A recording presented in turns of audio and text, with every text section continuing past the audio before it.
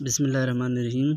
आज हमारा new chapter है मेटाबॉलिज्म ऑफ लिपिड कि लिपिड का मेटाबॉलिज्म क्या होती है। अक्सर स्टूडेंट क्वेश्चन करते हैं कि यार भाई ये मुश्किल है, ये टफ़ है। मैं कहता हूँ बिल्कुल मुश्किल नहीं है, बिल्कुल टफ़ नहीं है, वेरी ईजी है। लेकिन थोड़ी सी माइंड के ऊपर स्ट्रेस डालना पड़ेगा। लेकिन आजकल के हमारे स्टूडेंट के पास तो टाइम होता नहीं, बस टिकटॉक्स होती है, स्नैक होते हैं, फेसबुक होते हैं, यूट्यूब पे तो वो जाता नहीं। अगर यूट्यूब पे जाते तो कुछ और चीज़ सर्च करते हैं इंस्टेड ऑफ दिस को किसी इंपॉर्टेंट टॉपिक को सर्च करें, इसलिए फिर मुश्किल लगती है।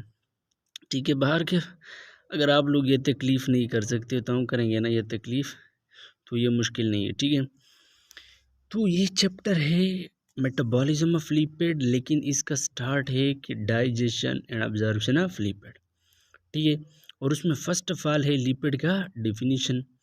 तो लिपिड का डिफिनीशन है कि lipid are heterogeneous group of water in soluble organic molecule major source of energy for the body. देखिए, हेटेरोजीनियस ग्रुप का क्या मतलब, ये इसी स्लाइड से हम डिफाइन करते हैं। हेटेरोजीनियस ग्रुप का मतलब यही, देखिए अगर आप इस स्लाइड में देखिए, यहाँ पर लिखा है कि मोर देन 95% आर ट्राइग्लाइसराइड, फिर लिखा है कोलेस्ट्रोल, फिर है कोलेस्ट्रोल ईस्टर, फिर है फास्फोलिपिड, फिर है अनएस्टेरिफाइड फैटी एसिड। देखिए ये लिपिड का डिफरेंट टाइप है, मुख्तलिफ किस्म है लिपिड का। और याद रखो ना, ये लिपिड का हर एक टाइप दूसरे टाइप से टोटली डिफरेंट है। ट्राइग्लाइसराइड और कोलेस्ट्रॉल का डिफरेंट प्रॉपर्टी, फिर कोलेस्ट्रॉल से फास्फोलिपिड का अपना प्रॉपर्टी है। यानी तमाम टाइप एक दूसरे से मुख्तलिफ है, लेकिन एक्चुअली तो ये लिपिड का टाइप है।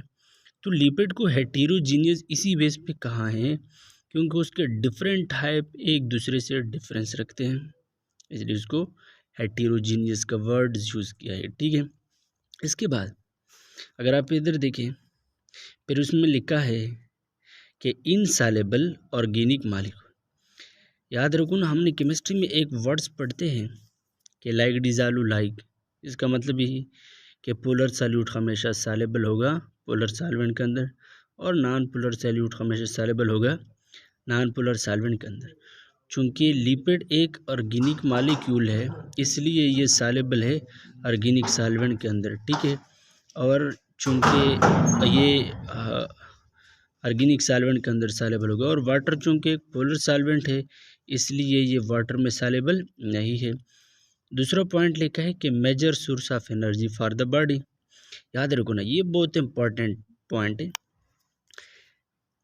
Organism primary source of energy, एक इंसान ह्यूमन बॉडी आप कंसीडर करो, ये कोई और ऑर्गेनिज्म कंसीडर करो, लेकिन हम बेसिक ह्यूमन की बात करते हैं। इंसान में, ह्यूमन में सबसे पहला एनर्जी कार्बोहाइड्रेट से ऑब्टेन होती है। अगर बॉडी को एनर्जी की ज़रूरत हुई तो पहला एनर्जी कार्बोहाइड्रेट से, तो इसलिए हम कार्बोहाइड्रेट को कहते हैं प्राइमरी सोर्स ऑफ एनर्जी। अगर बॉडी में कार्बोहाइड्रेट नहीं था तब एनर्जी प्रोटीन से ऑब्टेन्ड होगा हमारे बॉडी के अंदर। तो प्रोटीन चूँकि सेकंड पोजीशन पे है, तो इसलिए हम कहते हैं सेकेंडरी सोर्स ऑफ एनर्जी। लेकिन अगर किसी बॉडी के अंदर कार्बोहाइड्रेट्स का भी कमी है, प्रोटीन का भी कमी है, तो अब थर्ड ऑप्शन में एनर्जी ऑब्टेन करेगा बॉडी से फ्रॉम द लिपिड। तो लिपिड क्या है, टर्शरी सोर्स ऑफ एनर्जी। लेकिन ये सोर्स के बेस पे तो टर्शरी है, लेकिन बी रिमेंबर, एनर्जी सबसे ज़्यादा किससे ऑब्टेन्ड होती है, कार्बोहाइड्रेट से, प्रोटीन से या लिपिड से। सबसे ज़्यादा जो एनर्जी ऑब्टेन्ड होती है वो लिपिड से। For example, for general information, 1 gram carbohydrate से 3800 कैलोरीज एनर्जीज ऑब्टेन्ड होती है। 3800 calories energy from 1 gram of carbohydrate. इसी तरह अगर आप 1 ग्राम प्रोटीन ले तो उससे एनर्जी ऑब्टेन्ड होती है 4000 कैलोरीज एनर्जी।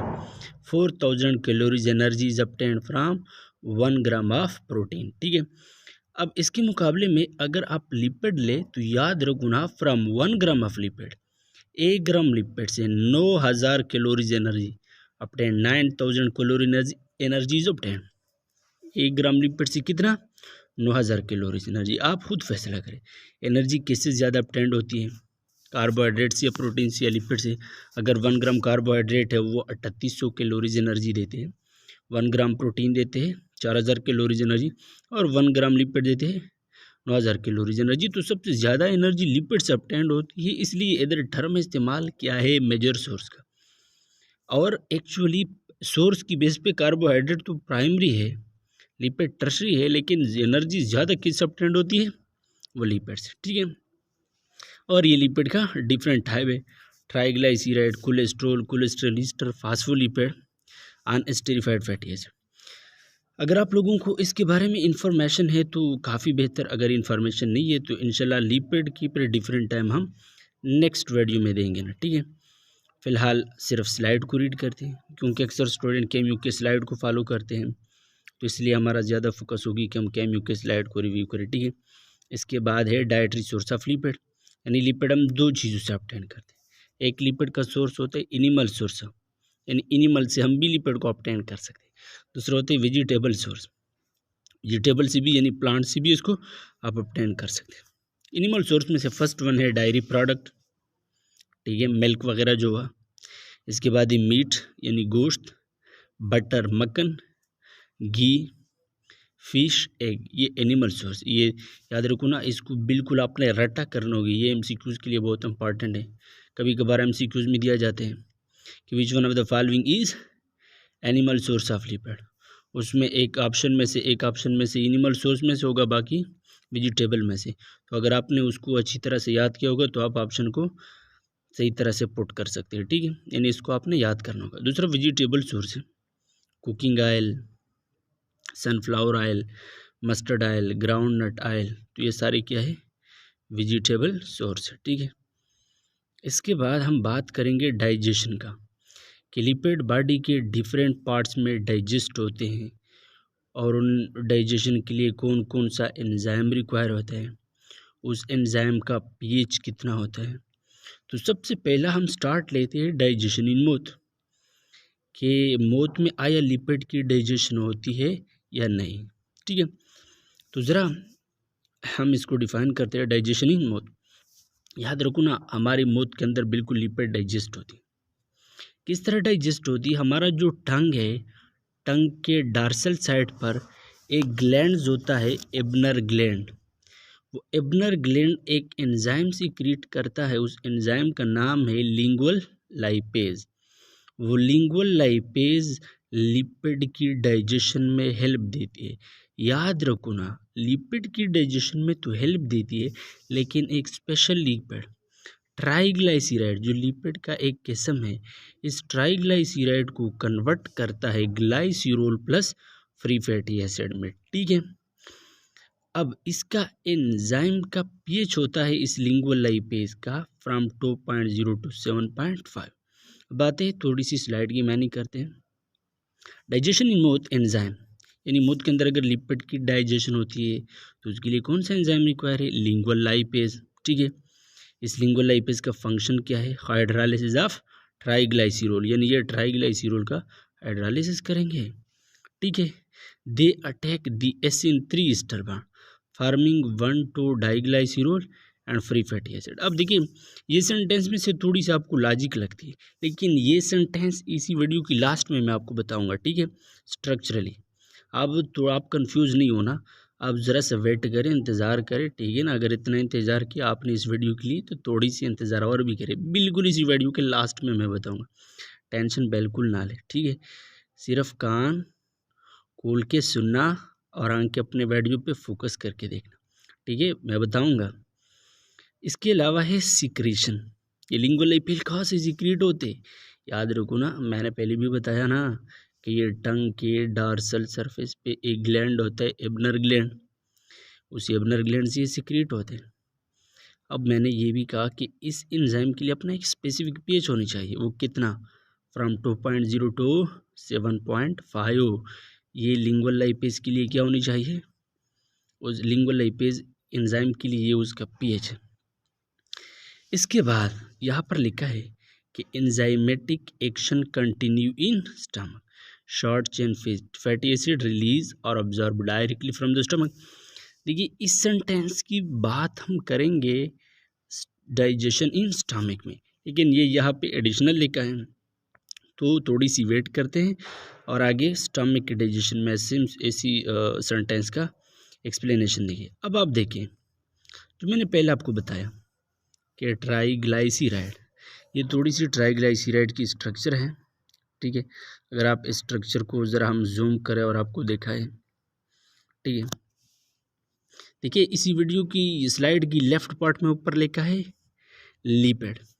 ये ट्राइग्लाइसिरोल या ट्राइग्लाइसराइड मालिक्यूल आप उसे कंसीडर करें, ठीक है। सिंपली आप, ये एक लिपिड है, इस लिपिड के साथ आपने 3 वाटर मालिक्यूल ऐड किया और 3 वाटर मालिक्यूल की एडिशन के नतीजे में ये ट्राइग्लाइसराइड मालिक्यूल कन्वर्ट हुआ एक ग्लाइसिरोल मालिक्यूल में और 3 फैटी एसिड मालिक्यूल में, ठीक है। इसी स्लाइड के राइट साइड पे दिया है ग्लाइसिरोल और फैटी एसिड। याद रखो ना, ये रिएक्शन है हाइड्रोलाइसिस रिएक्शन। हाइड्रोलाइसिस रिएक्शन वो रिएक्शन होता है जहाँ पे वाटर मालिक्यूल स्प्लिट होता है, तो ये हुआ हाइड्रोलाइसिस। लेकिन अगर आप ऐसा करें कि जो राइट साइड है इसी स्लाइड का, यानी जहाँ पे नीचे लिखे फैटी एसिड प्लस ग्लाइसिरोल, अगर आप इसको कंबाइन करेंगे, अगर आप इसको कंबाइन करेंगे और फिर लेफ्ट पे आए तो ये ट्राइग्लाइसराइड मालिक्यूल लेगा, तो यहाँ पर 3 वाटर मालिक्यूल रिलीज होगा, ठीक है। तो ये एक्चुअली डिग्रेडेशन है ट्राइग्लाइसराइड का। और आप लोग कहते हैं कि ये स्लाइड क्यों दिया, ये स्लाइड इसलिए दिया है या डायग्रामेटिकली, क्योंकि उसने पहले कहा कि लाइपेज एंजाइम का क्या काम है कि वो ट्राइग्लाइसिरोल को glycerol plus free fatty acid में कन्वर्ट करे। मौत के अंदर, हमारे मौत के अंदर लिंगुअल लाइपेज एंजाइम या ट्राइग्लाइसराइड कन्वर्ट करता है ग्लाइसिरोल प्लस 3 फैटी एसिड, ठीक है। तो ये बाहर की बात थी डाइजेशन इन मौत का। अब हम आते हैं डाइजेशन इन स्टमक, ठीक है। तो स्टमक के अंदर भी याद रखो ना, डाइजेशन होती है किस चीज़ का, लिपिड का, ठीक है। लेकिन एंजाइम कौन सा होता है कि लिपिड को डाइजेस्ट करे स्टमक के अंदर? बी रिमेंबर, स्टमक के अंदर गैस्ट्रिक ग्लैंड होता है। क्या होता है? Gastric gland. वो गैस्ट्रिक ग्लैंड सिक्रीशन करता है गैस्ट्रिक जूस का। किस चीज़ का? गैस्ट्रिक जूस का। उस गैस्ट्रिक जूस के अंदर एक एंजाइम होता है। कौन सा एंजाइम? Gastric lipase enzyme. क्या, कौन सा एंजाइम? Gastric lipase enzyme. उस गैस्ट्रिक लाइपेज एंजाइम का पीएच कितना होता है? 7.8 पीएच। ये उसका ऑप्टिमम पीएच है। अगर ये पीएच होता तो गैस्ट्रिक लाइपेज अपना मैक्सिमम एक्टिविटी परफॉर्म करती। लेकिन याद रखो ना, इस गैस्ट्रिक लाइपेज तब अपना फंक्शन परफॉर्म करेगा जब उसके साथ कोफैक्टर कैल्शियम अटैच हो जाए। यहाँ पर लिखे कि metal ion require for activity. अगर गैस्ट्रिक लाइपेज के साथ कैल्शियम आयन अटैच हुआ तब ये एक्टिवेट होगा, अपना एक्टिविटी परफॉर्म करेगा। अपना एक्टिविटी परफॉर्म करने का मतलब ये कि ये डाइजेशन की प्रोसेस परफॉर्म करेगा। लेकिन अगर उसके पास कैल्शियम आयन अटैच नहीं हुआ तो ये अपना एक्टिविटीज़ परफॉर्म नहीं करेगा। लेकिन याद रखो ना, याद रखो ना कि देखिए स्टमक का इन्वायरमेंट है एसिडिक। कौन सा इन्वायरमेंट है? एसिडिक। लेकिन इसका पीएच को अगर आप ज़रा देखें, पीएच है 7.8, मतलब थोड़ी सी स्लाइटली बेसिक है ना, या एसिडिक है? बेसिक है। इतना तो समझ लेना, इतना नालायक भी नहीं है जितना आप लोगों ने खुद को कंसिडर करके।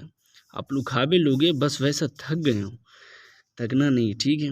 आराम आराम से वीडियो देखना, अगर तंग हो जाए तो ज़रा स्टॉप कर लेना, ठीक है।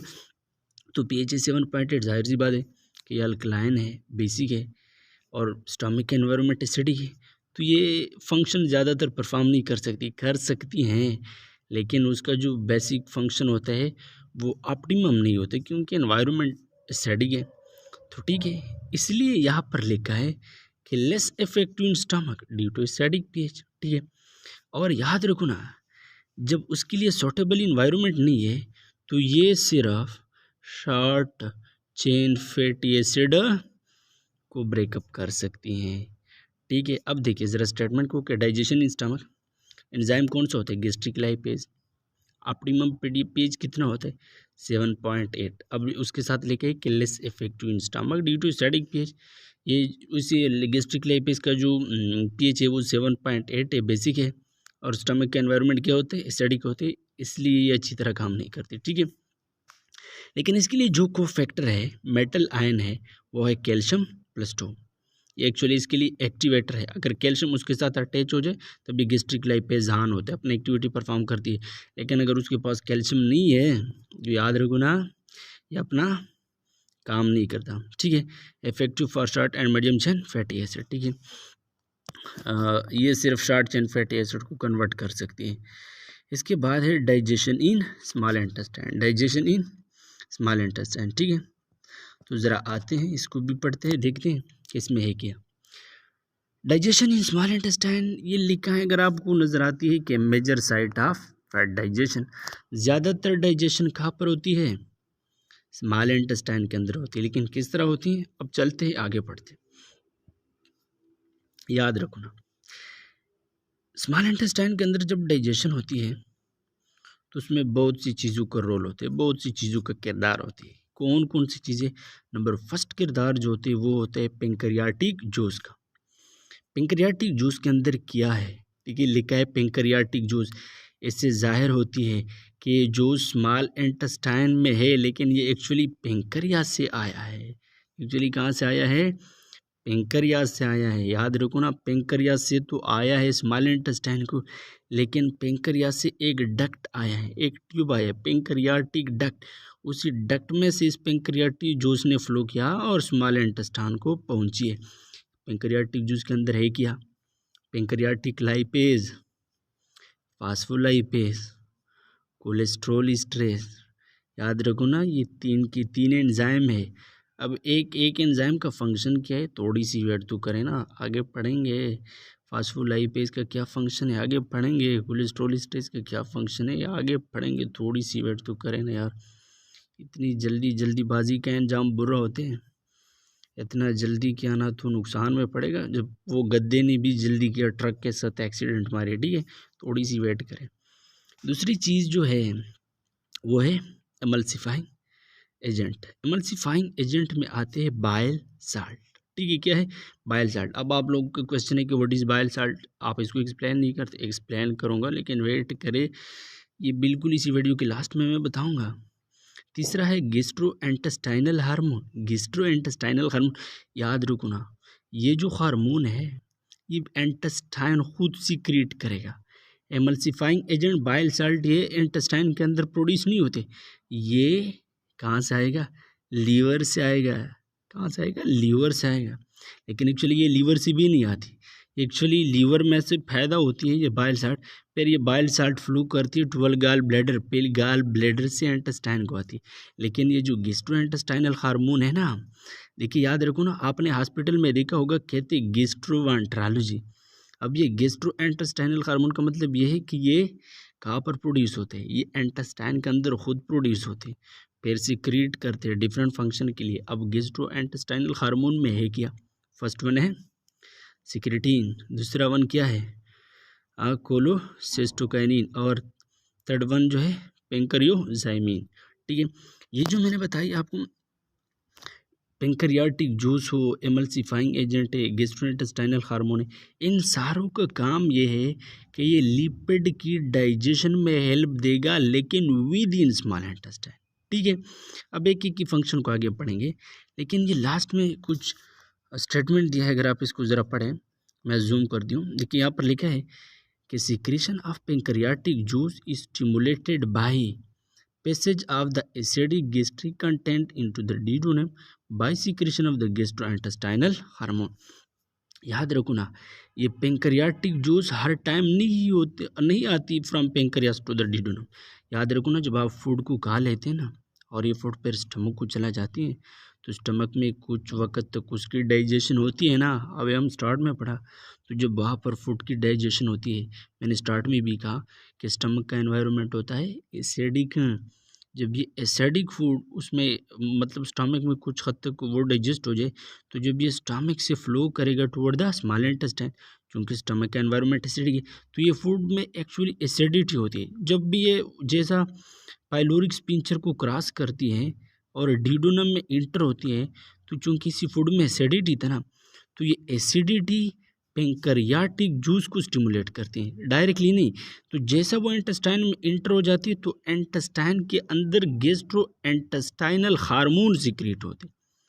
जब ये food from the stomach flow करती थी है इंटेस्टाइन को, तो जैसा वो इंटेस्टाइन में एंटर होती है तो इंटेस्टाइन के अंदर गैस्ट्रो इंटेस्टाइनल हार्मोन सिक्रीट होते हैं इंटेस्टाइन के अंदर ही। तो ये गैस्ट्रो इंटेस्टाइनल हार्मोन, ये जो सिक्रेटिन है, खाइलोसिस्टोकाइनिन है, पेंक्रियोजाइमिन है, तो ये चले जाते हैं पेंक्रियास को और लीवर को। तो वहाँ से पेंक्रियास से पेंक्रियाटिक जूस आते हैं और लीवर से बाइल और बाइल साल्ट आती हैं। तो ये भी हम पढ़ेंगे कि फॉर एग्जांपल सिक्रेटिन कहाँ चले जाते हैं, काइलोसिस्टोकाइनिन, पेंक्रियोजाइमिन कहाँ चले जाते हैं, और ये कौन सा एंजाइम पेंक्रियास को एक्टिवेट करते हैं, कौन सा एंजाइम लीवर को एक्टिवेट करते हैं, ये मैं एक एक पढ़ता हूँ। लेकिन सिर्फ ये आपको एक सिंपल कंसेप्ट देता हूँ कि जब भी food from the stomach flow करती है टुवर्ड द इंटेस्टाइन, तो याद रखो ना इंटेस्टाइन के अंदर गैस्ट्रो इंटेस्टाइनल हार्मोन सिक्रिएट होते हैं। क्यों सिक्रिएट होते हैं? क्योंकि जो फूड स्टमक से फ्लो किया इंटेस्टाइन में, उसी फ्लूइड में थोड़ी सी एसिडिटी थी ना, जैसा इंटेस्टाइनल हार्मोन सिक्रिएट हो जाए तो फिर पेंक्रियाटिक जूस भी आती है फ्रॉम पेंक्रियाज और लीवर से बाइल भी आती है। ठीक है, तो चलते हैं नेक्स्ट स्लाइड की तरफ। Content of pancreatic juice.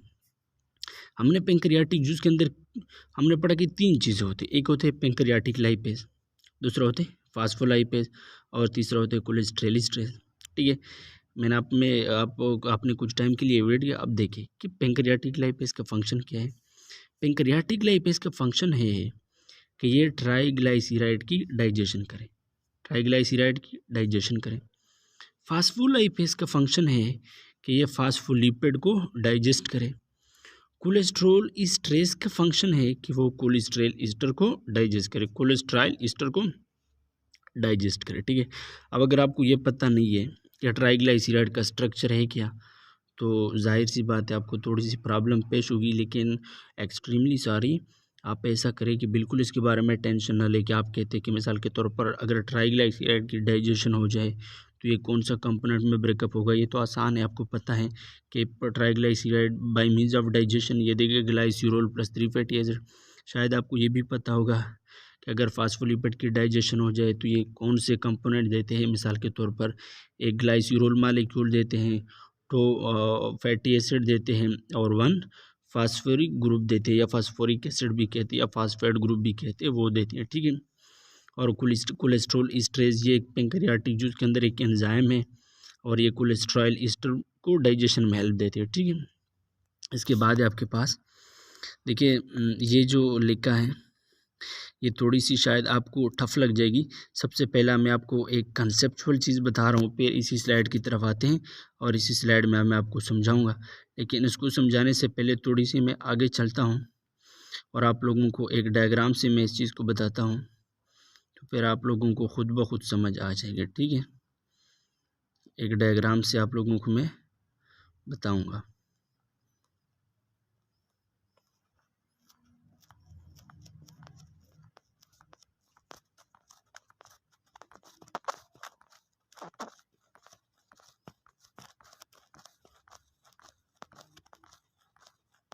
अब इसको देखें,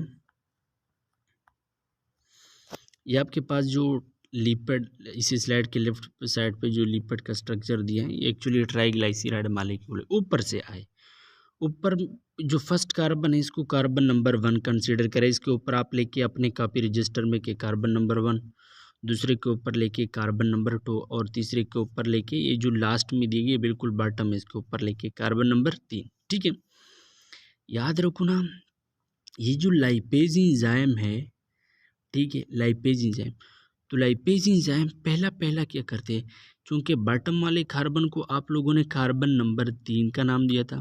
ठीक है, ऐसा करें कि अपना एक कापी ले, रजिस्टर ले, इसी ट्राइग्लाइसराइड का स्ट्रक्चर दे, तो ऊपर वाले को दे कार्बन नंबर 1, सेकंड वाले को दे कार्बन नंबर 2 और ये जो बॉटम पे लेके कार्बन नंबर 3। तो लाइपेज एंजाइम का काम क्या होता है? लाइपेज एंजाइम का काम ये होता है, देखिए इसकी बात मैं कर रहा हूँ, ये जो बॉटम वाले आपको नज़र आ रही है, तो कार्बन नंबर 3 जो है लाइपेज एंजाइम का काम है कि इसी कार्बन नंबर 3 से एक फैटी एसिड को रिमूव करते हैं। कैसा रिमूव कर सकते हैं कि एक वाटर मालिक्यूल की हाइड्रोलाइसिस करते हैं, एक वाटर मालिक्यूल की ब्रेकडाउन करते हैं और इसके साथ एक H ऐड कर लेते हैं और एक फैटी एसिड रिलीज हो।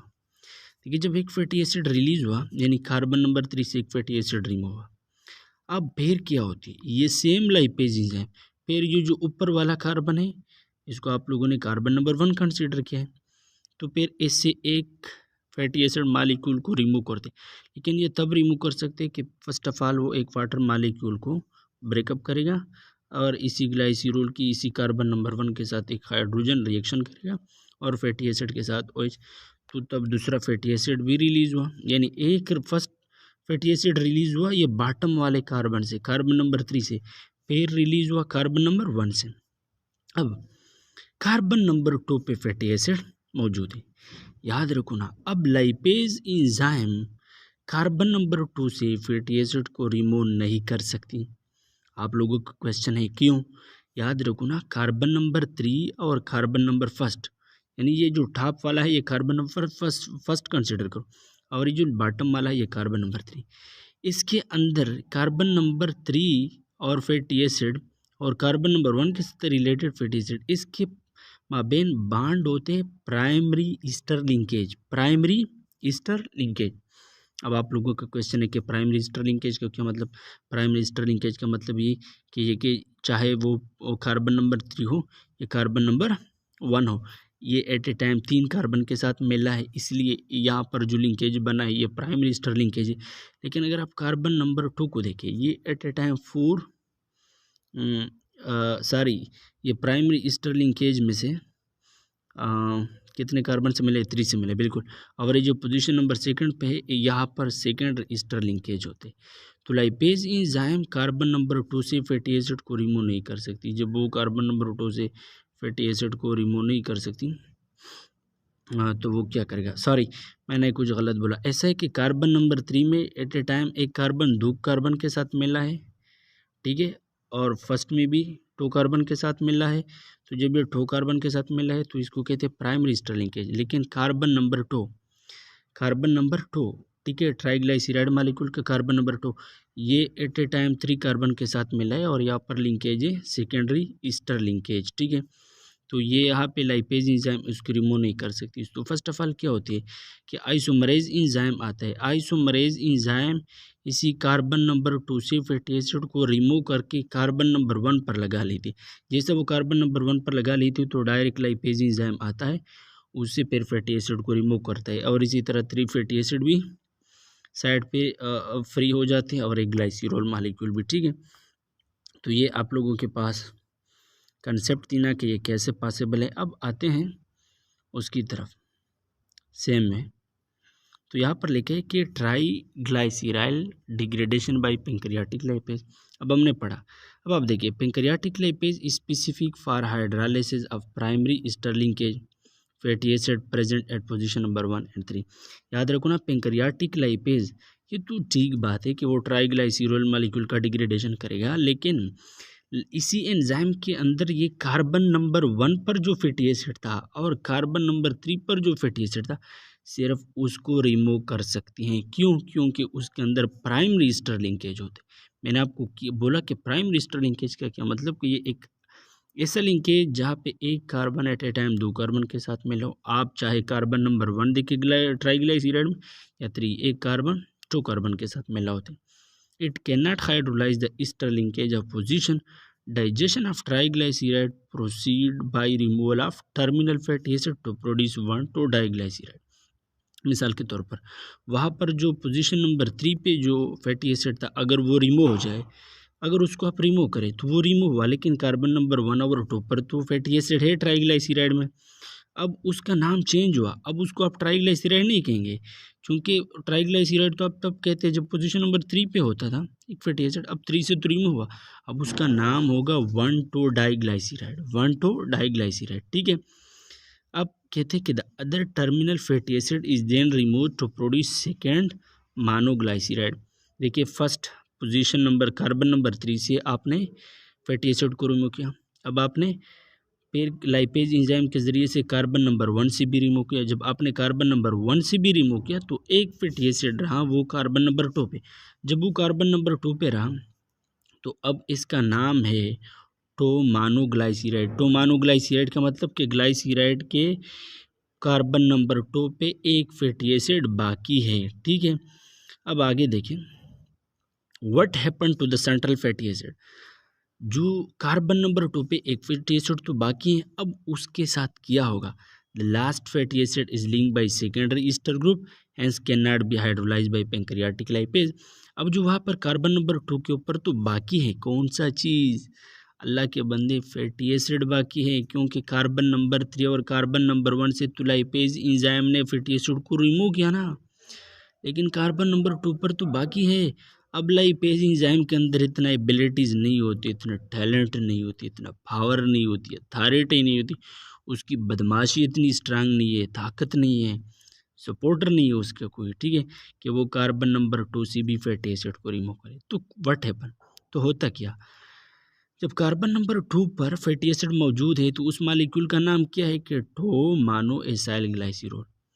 तो ये फर्स्ट ऑफ ऑल क्या होते हैं कि 2 mono acyl glycerol can be converted to 1 mono acyl glycerol by isomerase enzyme and then hydrolyzed by pancreatic lipase. काफ़ी इंटरेस्टिंग बात है, मेरी जन के मुताबिक शायद आप लोगों को समझ आई होगी। इसका मतलब यह है कि कार्बन नंबर 3 और कार्बन नंबर 1 पर तो फैटी एसिड नहीं है, सिर्फ है कार्बन नंबर 2 पर, ठीक है। अब उसका नाम है टोमानो इसाइल ग्लाइसिरोल, और हमने कहा कि पैंक्रियाटिक लाइपेज कार्बन नंबर 2 से इसको रिमूव नहीं कर सकती, नहीं कर सकती, नहीं कर सकती।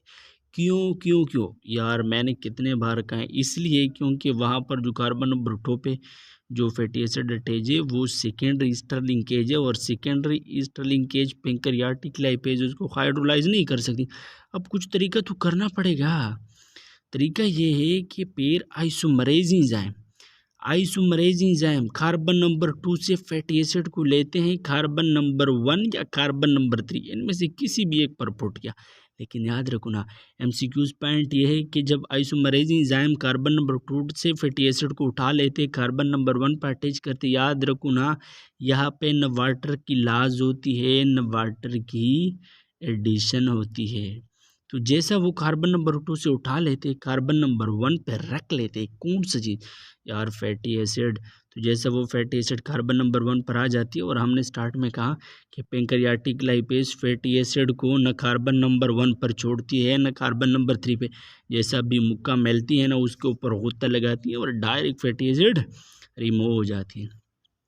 मेरे जन के मुताबिक शायद आप लोगों का कंसेप्ट तो क्लियर होगा। अगर कंसेप्ट क्लियर नहीं है तो मैं बार बार आप लोगों को यार कह रहा हूँ कि फिर आप व्हाट्सएप पे मुझसे क्वेश्चन करेंगे, तो फिर व्हाट्सएप पे मैं किसी पेज पर लिखकर आपको वॉइस में सेंड करूँगी, ठीक है।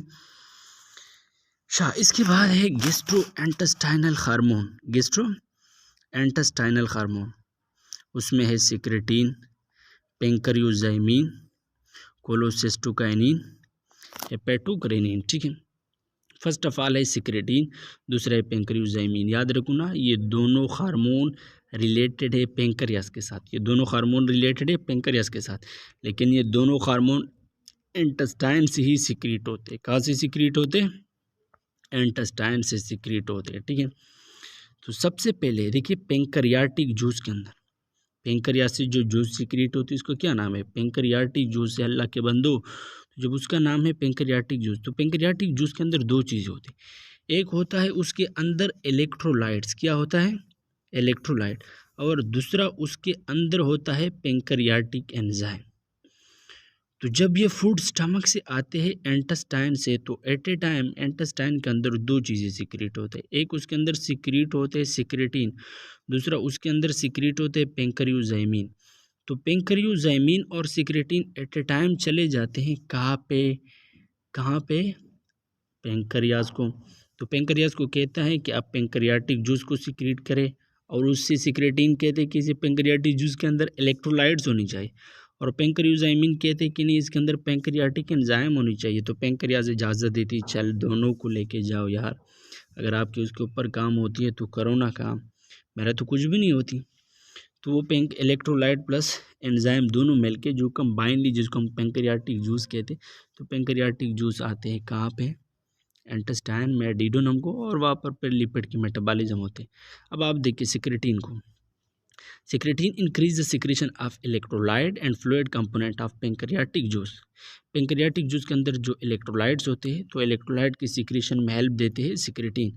ये एमसीक्यूज पॉइंट याद रखना। कभी कभार एमसीक्यूज दिया जाता है कि फर्स्ट हार्मोन कौन सा हार्मोन डिस्कवर हुआ, secretin. Secretin is the first hormone to be discover. This is most important point for MCQ. ठीक है, ऐसे इंपॉर्टेंट पॉइंट मैं बता रहा हूँ तो इसके लिए कम से कम अगर मैं इसी पैसे अकाउंट दूँ ना, कभी कभार दोनों का अपने वीडियो लिंक में, तो आप अकाउंट पे इसी पैसे अकाउंट का ऐसे इंपॉर्टेंट पॉइंट सुन के आप ऐसा भी सेंड करा सकते। ठीक है, हम आपका थैंकफुल होगा, शुक्रिया आप लोगों ने अदा करनी है। ठीक है, क्योंकि पैसा आप लोगों ने सेंड करना है। ठीक है, दूसरा है आपके पास पेंक्रियोजाइमिन। पेंक्रियोजाइमिन का क्या काम है? Stimulate the secretion of pancreatic enzyme. ठीक है, मैंने स्टार्ट में भी कहा पेंक्रियोजाइमिन का क्या फंक्शन है कि वो पेंक्रियाटिक एंजाइम को सिक्रेट करते। ठीक है, इसके बाद है काइलोसिस्टोकाइनिन। काइलोसिस्टोकाइनिन और इसके बाद है हेपेटोक्रिनिन। हेपेटोक्रिनिन। ठीक है, याद रखो ना, ये दोनों हार्मोन रिलेटेड है लीवर के साथ। किस चीज़ के साथ? लीवर के साथ। किस तरह? अब हम बताते हैं। याद रखो ना, हेपेटोक्रिनिन का काम क्या है? हेपेटोक्रिनिन का काम है कि वो लीवर को बाखबर करती है, लीवर को इंफॉर्मेशन देती है कि आप ज़्यादा से ज़्यादा बाइल को फॉर्म करें। हेपेटोक्रिनिन का क्या काम है? It stimulate more bile formation in liver. Liver को कहते हैं कि आप लगे रहो, बाइल को बनाते रहो बनाते रहो बनाते रहो। कहाँ तक? क़यामत तक। ठीक है, क़यामत तक नहीं, जब बंदे का मौत होती है, मौत तक। ज़रूरी नहीं कि हर बंदे का उम्र इतनी कि वो क़यामत तक जिंदा रहे, थोड़ी सी अपना माइंड को भी इस्तेमाल करें।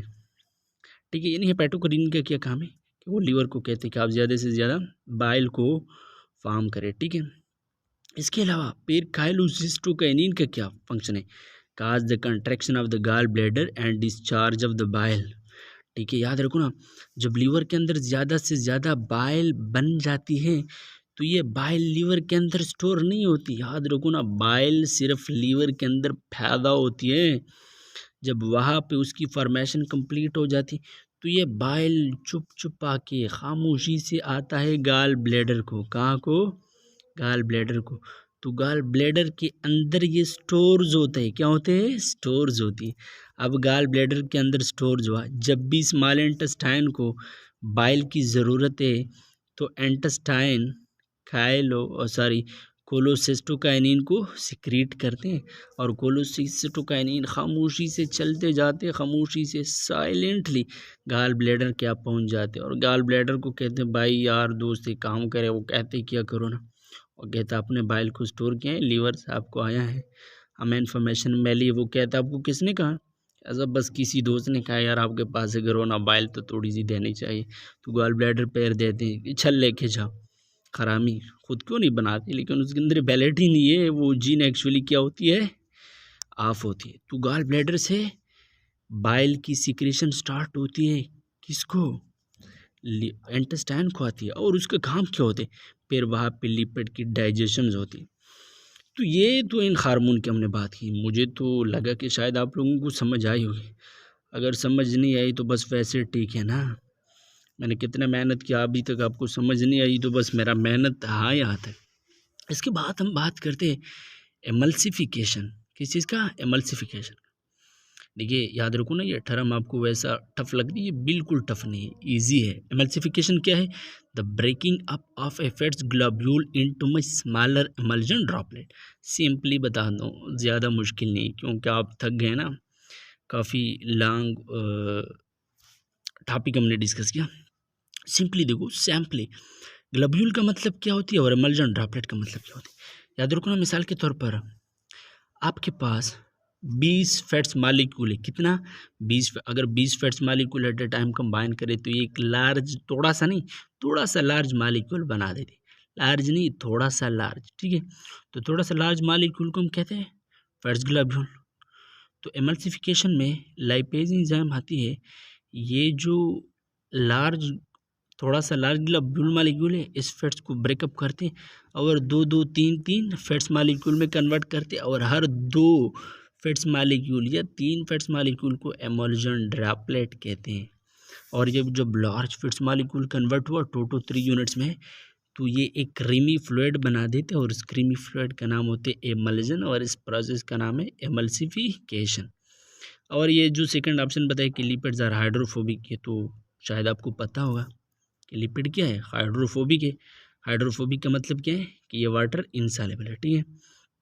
The digestive enzyme lipase is water soluble and can only work at a surface of fat globule। Lipase enzyme क्या है, वाटर में soluble है, ठीक है, और ये ग्लोब्यूल के सरफेस पे ऐड करती है, ठीक है। Digestion is greatly aided by emulsification, और डाइजेशन हेल्प देते हैं एमल्सिफिकेशन में। Bile salt they help in emulsification, bile salt भी एमल्सिफिकेशन में हेल्प देते हैं। तो बाइल साल्ट क्या है, अब डिफाइन करते हैं। Bile salt are form from bile acid. Bile salt ये बाइल एसिड से बना है, दो किस्म के बाइल एसिड है, एक आपके पास कोलिक एसिड है, एक आपके पास है केनोडीऑक्सीकोलिक एसिड। ये दो किस्म के बाइल एसिड है, ये बाइल एसिड कंबाइन होकर बाइल साल्ट बना देती है, ठीक है। इसके अलावा है कि bile salt are required for proper function of the pancreatic lipase. देखिए बाइल साल्ट ज़रूरी है किस चीज़ के लिए, पैंक्रियाटिक लाइपेज के फंक्शन के लिए, यानी इसका मतलब यह है कि बाइल साल्ट पैंक्रियाटिक लाइपेज को एक्टिवेट करते हैं, स्टिमुलेट करते हैं उसकी function. Bile salt are also help in the emulsification of fats, और बाइल साल्ट फैट्स की एमल्सिफिकेशन में हेल्प देती है। देखिए इसमें थोड़ा सा लॉजिक कि आपको दूसरा टेंस आपको कंफ्यूज करते हैं, बस मैं सिंपल बताता हूँ। बाइल साल्ट का काम क्या है कि वो पैंक्रियाटिक लाइपेज को स्टिमुलेट करे, और पैंक्रियाटिक लाइपेज है कि वो एमल्सिफिकेशन की प्रोसेस को परफॉर्म करे। तो एमल्सिफिकेशन प्रोसेस तो पैंक्रियाटिक लाइपेज ने परफॉर्म किया, लेकिन पैंक्रियाटिक लाइपेज की फंक्शन को परफॉर्म करने में बाइल साल्ट ने हेल्प दी। तो इसलिए हम कहते हैं कि बाइल साल्ट एमल्सिफिकेशन में हेल्प देते हैं। बाइल साल्ट एमल्सिफिकेशन में डायरेक्ट किरदार नहीं है, याद रखो ना, कंसेप्ट क्लियर करें, डायरेक्ट रूल नहीं है। सिर्फ एमल्सिफिकेशन को कौन एंजाइम परफॉर्म करते हैं, ये प्रोसेस उसकी हेल्प करती है, ठीक है। और bile salt are synthesize in the liver, ये लीवर के अंदर सिंथेसाइज होती है and stored in the gall bladder, फिर ये गॉल ब्लैडर के अंदर स्टोर होते हैं। They are derivation of cholesterol, और ये एक्चुअली कोलेस्ट्रॉल का डिराइवेशन है। तो अब हमने पढ़ा 19 स्लाइड्स हमने पढ़े, तो आइंदा नेक्स्ट वीडियो 19 स्लाइड के बाद वीडियो या नेक्स्ट लेक्चर में देंगे। मुझे तो उम्मीद है कि शायद आप लोगों को समझ आई होगी, अगर समझ नहीं आई होगी तो 2-3 बार वीडियो को क्या करें, रिव्यू करें, इंशाल्लाह आ जाएगी। अगर फिर भी समझ ना लगी तो मैं बार बार कहता हूँ, तो फिर आप लोग व्हाट्सएप पे कांटेक्ट करें, ठीक है। जिसके पास हमारा व्हाट्सएप कांटेक्ट है वो करें ना, और अगर कोई पर्सनल इसके बारे में इंफॉर्मेशन लेना चाहते तो बिल्कुल आप पर्सनल भी हमसे पूछ सकते हैं, किसी कहाँ पर भी हमें मिले, चाहे बाज़ार में मिले, पाकिस्तान में मिले, दुनिया की किसी भी कोने में हमें मिले और आप लोगों ने हमें पहचाना, तो फिर आप लोग क्वेश्चन कर सकते। लेकिन क्वेश्चन भी ईजी होनी चाहिए, टफ भी ना हो, ऐसा ना हो कि हमारे पास इल्म ना हो और आप ऐसे क्वेश्चन करें, और तंग करने के लिए भी नहीं, ठीक है।